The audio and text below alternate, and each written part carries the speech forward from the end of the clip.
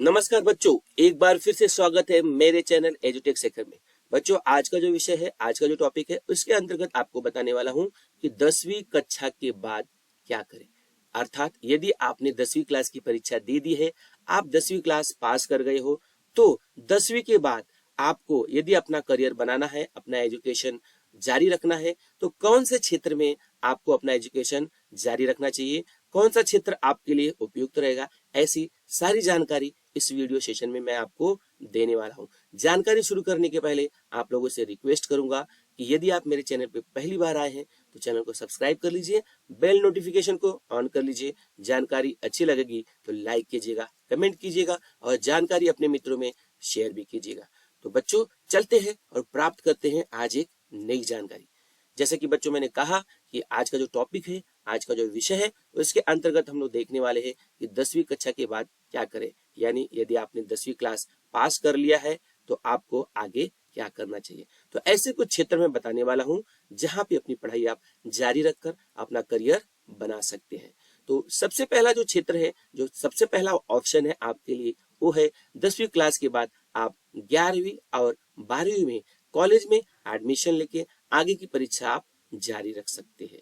लेकिन 11वीं 12वीं में यदि आप एडमिशन लेते हैं तो उसमें भी आपको जानना जरूरी है कि कौन से स्ट्रीम में, कौन सी ब्रांच में, कौन सी शाखा में आप एडमिशन लेंगे तो आप अपना करियर अच्छी तरह से बना सकते हैं। तो आपको जानकारी होना चाहिए कि कौन कौन सी शाखा, यानी अगर 11वीं 12वीं का जो एजुकेशन है ये कंप्लीट करते हैं, ये जो शिक्षा प्रणाली है, इसमें अगर आप एडमिशन लेते हैं तो इसके अंतर्गत भी कौन सी ऐसी ब्रांचेस हैं जहां पे आप एडमिशन लेके अपना करियर का चुनाव कर सकते हैं। तो 11वीं 12वीं कॉलेज के जो क्षेत्र आता है, जो स्ट्रीम आती है, फील्ड आती है, उसके अंतर्गत जो पहला ऑप्शन है बच्चों, वो है विज्ञान शाखा, यानी जिसको हम लोग क्या बोलते हैं, साइंस स्ट्रीम एजुकेशन। यानी अगर आप 11वीं 12वीं में एडमिशन लेते हैं तो सबसे पहले जो ऑप्शन आता है आपको, यानी कह सकते हैं, वो होता है विज्ञान शाखा। लेकिन ये शाखा में आपको एडमिशन लेना है कि नहीं लेना है, उसके लिए कुछ बातों को जानना अनिवार्य है। जैसे कि जिन विद्यार्थियों, अब कौन से विद्यार्थी हैं जो विज्ञान शाखा में एडमिशन ले सकते हैं और 11वीं 12वीं का एजुकेशन कंप्लीट कर सकते हैं। तो उसके लिए आपको ऐसे विद्यार्थी जो विज्ञान तथा गणित जैसे विषयों में रुचि रखते हैं। अभी ये किसके लिए है? ऐसे विद्यार्थियों के लिए है जिनका इंटरेस्ट यानी किसमें है, विज्ञान में है, और दूसरा कौन से विषय में है, गणित विषय में। जिन्हें विज्ञान और गणित विषय अच्छा लगता है, ऐसे विद्यार्थियों के लिए विज्ञान शाखा जो रहेगी बहुत ही उपयुक्त रहेगी।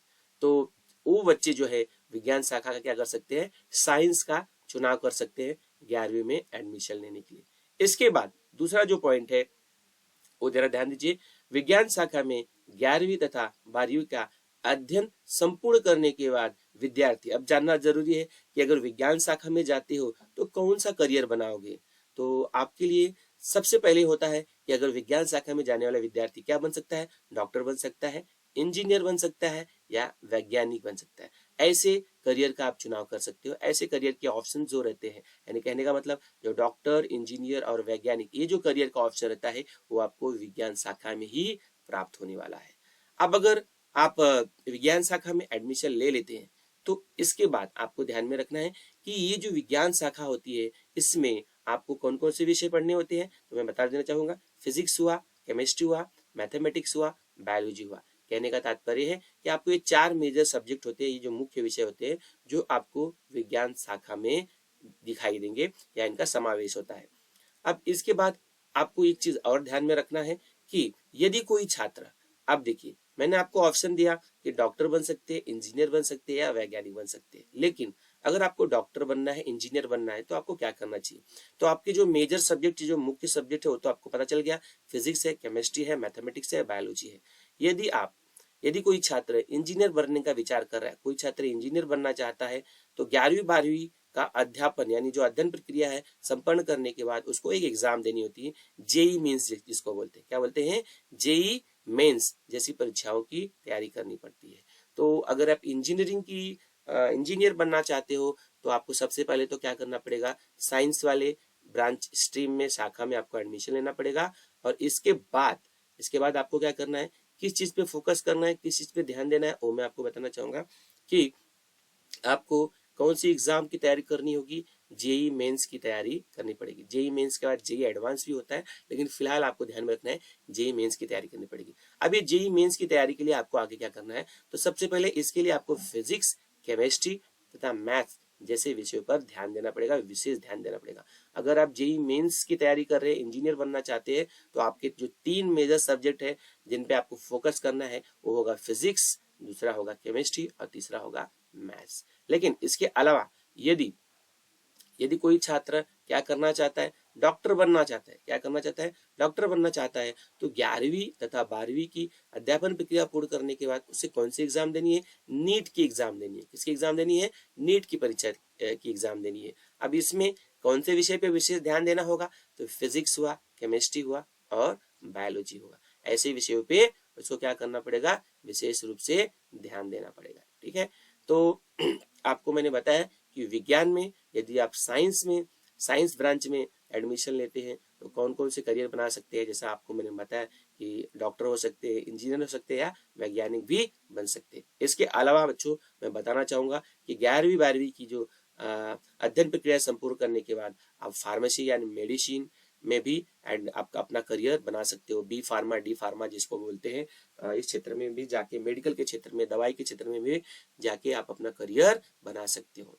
या इसके अलावा भी 11th-12th की जो पढ़ाई है संपन्न करने के बाद आप बीएससी कर सकते हो, ग्रेजुएशन कर सकते हो, पोस्ट ग्रेजुएशन कर सकते हो। ठीक है, ऐसे कई सारे ऑप्शंस आपके सामने खुले रहेंगे, करियर के ऑप्शन खुले रहेंगे। तो ये जो पहला ऑप्शन मैंने बताया बच्चों, अगर आप 11वीं 12वीं में एडमिशन लेते हो तो सबसे पहले जो मैंने ऑप्शन बताया वो आपको बताया कि विज्ञान शाखा में प्रवेश लेके आप अपने करियर का चुनाव कर सकते हो।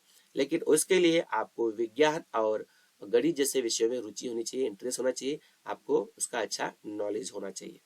इसके बाद बताना चाहूंगा बच्चों कि अगला जो ब्रांच आती है, जो शाखा आती है, अगर आप 11वीं में एडमिशन ले रहे हैं तो जो दूसरी शाखा आती है उसको हम लोग बोलते हैं कॉमर्स की शाखा, या उसको हम लोग क्या बोलते हैं, वाणिज्य शाखा। अभी कॉमर्स स्ट्रीम एजुकेशन क्या होता है, इसमें किन बच्चों को जाना चाहिए, तो उसकी जानकारी मैं देना चाहूंगा आपको कि ऐसे विद्यार्थी जिन्हें विज्ञान शाखा क्या लग रही हो कठिन है, जिन्हें मैथ्स और जैसे साइंस सब्जेक्ट थोड़े कठिन लगते हैं, तो ऐसे विद्यार्थी आप क्या कर सकते हैं, वाणिज्य यानी कॉमर्स में क्या कर सकते हैं, एडमिशन करा सकते हैं। तो कॉमर्स में एडमिशन अगर करा रहे हैं तो इसमें आपका करियर किधर जाएगा, आप कहाँ कौन से क्षेत्र में जा सकते हैं। तो इसके लिए जो बच्चे बैंकिंग क्षेत्र में अपने करियर का चुनाव करना चाहते हैं, या भविष्य में वे बच्चे जो बैंकिंग क्षेत्र में जाना चाहते हैं, बैंकिंग क्षेत्र में बहुत सारी नौकरियां होती है, वे क्या कर सकते हैं, वाणिज्य शाखा में अपना एडमिशन करा के आगे की अध्ययन अध्यापन प्रक्रिया पूर्ण कर सकते हैं। इसके अलावा भी अगर आपको मैं बताना चाहूंगा कि भविष्य में यदि कोई छात्र सीए बनना चाहता है, या जिसको बोलते हैं चार्टेड अकाउंट बोलते हैं, तो अगर आप वो बनने का सपना रखता है तो वो भी बच्चा क्या कर सकता है, वाणिज्य शाखा में या कॉमर्स शाखा में प्रवेश लेके आगे की 11th-12th की परीक्षा क्लियर करके आगे का जो अध्ययन अध्यापन प्रक्रिया रहेगी उसको संपन्न करके क्या कर सकता है, सीए की तैयारी कर सकता है, चार्टेड अकाउंट्स के लिए अपना करियर बना सकता है। तो ये जो दूसरी शाखा जिसके बारे में मैंने बताया बच्चों, वो है वाणिज्य शाखा, जिसको हम लोग क्या बोलते हैं, कॉमर्स स्ट्रीम एजुकेशन। इसके पहले मैंने कौन सी शाखा का नाम लिया, विज्ञान शाखा का। तो 1 बाय 1 एक एक शाखा के बारे में हम लोग जानकारी प्राप्त करते चलते हैं। अब अगला जो क्षेत्र आता है बच्चों, वो आता है आर्ट्स वाला, जिसको हम कला क्षेत्र बोलते हैं। इसमें भी आप प्रवेश कर सकते हो, 11वीं 12वीं एडमिशन के लिए आप क्या कर सकते हो, इसमें भी प्रवेश कर सकते हो। तो जिन छात्रों को विज्ञान तथा वाणिज्य शाखा कठिन लगती हो, तो ऐसे छात्र क्या कर सकते हैं, कला शाखा का यानी आर्ट्स जो स्ट्रीम होती है, वो क्षेत्र होता है, उसमें अपना एडमिशन ले सकते हैं। कला शाखा के अंतर्गत कौन कौन से विषय की पढ़ाई करनी होगी, जरा देख लीजिए। मराठी हुआ, हिंदी हुआ, इतिहास, राज्यशास्त्र, तर्कशास्त्र, अंग्रेजी, मनोवैज्ञानिक, ऐसे विषयों का इसके अंतर्गत क्या होता है, समावेश होता है। ऐसे विषयों का अध्ययन करना होता है। अब जरा सुन लीजिए कि ये कला क्षेत्र में आने से आपने कौन से क्षेत्र में अपना करियर बना सकते हैं। तो आपको बताना चाहूंगा कि कला शाखा के अंतर्गत स्नातक की पढ़ाई, ग्रेजुएशन की पढ़ाई करने के बाद आप क्या कर सकते हो, अलग अलग स्पर्धा यानी कॉम्पिटिटिव जो एग्जाम होती है, स्पर्धा परीक्षाएं होती है, उसमें आप क्या कर सकते हो, सहभागी हो सकते हो और उसमें परीक्षा देके आप अलग अलग पोस्ट पे क्या कर सकते हो, अपना करियर बना सकते हो, यानी गवर्नमेंट जॉब में अपना करियर बना सकते हो। बहुत सारी ऐसी परीक्षाएं होती हैं, उसमें आप क्या कर सकते हो, स्नातक की जरूरत होती है, ग्रेजुएशन की जरूरत होती है, तो उसमें आप एग्जाम क्लियर करके क्या कर सकते हो, आप परीक्षा में भाग ले सकते हो और परीक्षा में भाग लेने के बाद आप क्या कर सकते हो, अपने करियर का चुनाव कर सकते हो। ठीक है, तो ये था आपका तीसरा जो क्षेत्र मैंने बताया वो क्या था, कला वाला क्षेत्र। अब हम बात करते हैं जैसे अभी मैंने आपको जो मुख्य चीज बताई कि जो पहला है 10वीं के बाद आप 11वीं 12वीं में एडमिशन ले सकते हैं।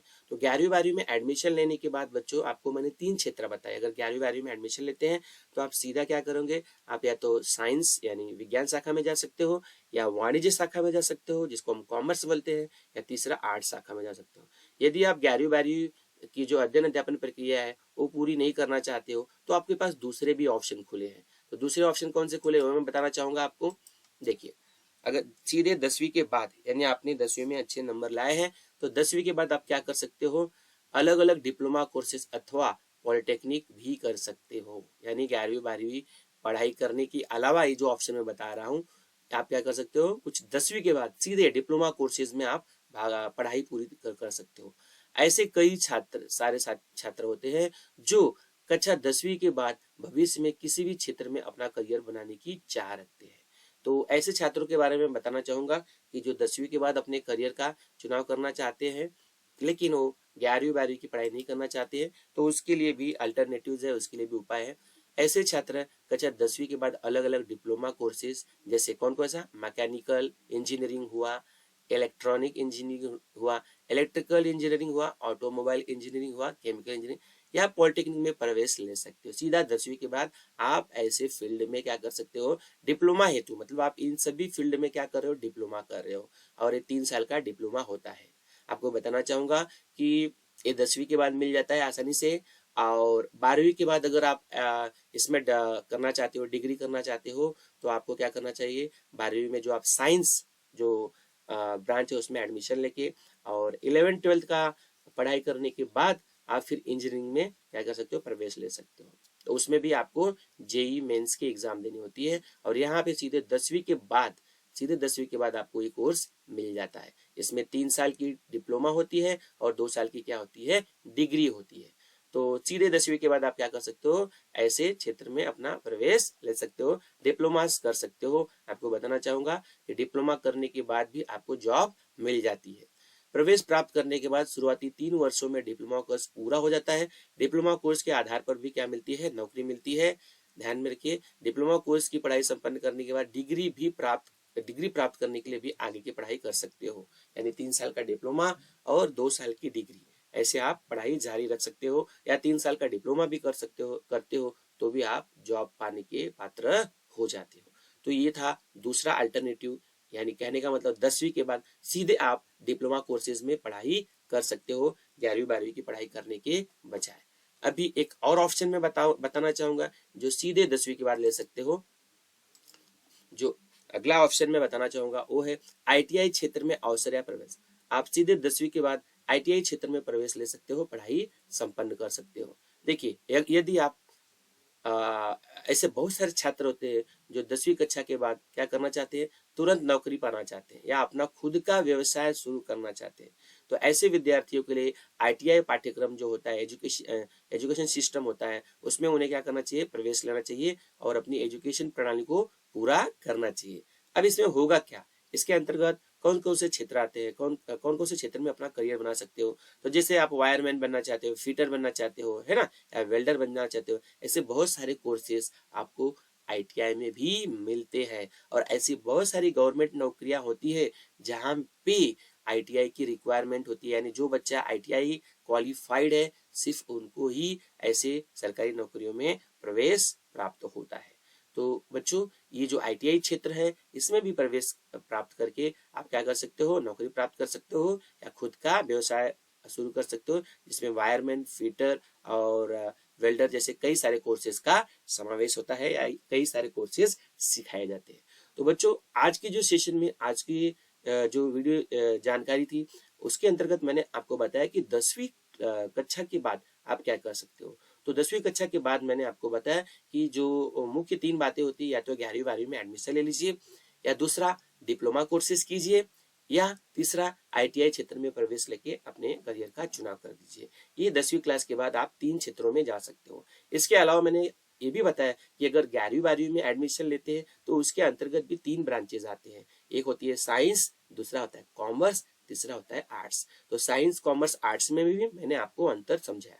तो बच्चों ये जानकारी आपको कैसी लगी जरूर कमेंट कीजिएगा। जानकारी अच्छी लगेगी तो लाइक कीजिएगा, अपने मित्रों में शेयर भी कीजिएगा, और अभी तक अब मेरे चैनल को आपने सब्सक्राइब नहीं किया है तो चैनल को सब्सक्राइब कर लीजिए, बेल नोटिफिकेशन को ऑन कर लीजिए।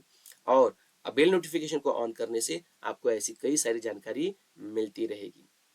तो ये जो जानकारी थी, ये जानकारी के लिए आपने ये जानकारी जो जो मैंने आपको जानकारी दी, इस जानकारी के लिए हम लोग क्या करेंगे, आने वाले सेशन में फिर एक नई जानकारी के साथ हम लोग मिलेंगे। बच्चों मैं आप लोगों को बताना चाहूंगा कि आज की जानकारी से यहीं पे लेते हैं हम विदा। आने वाली जानकारी में फिर आपसे मुलाकात होगी। नमस्कार, धन्यवाद।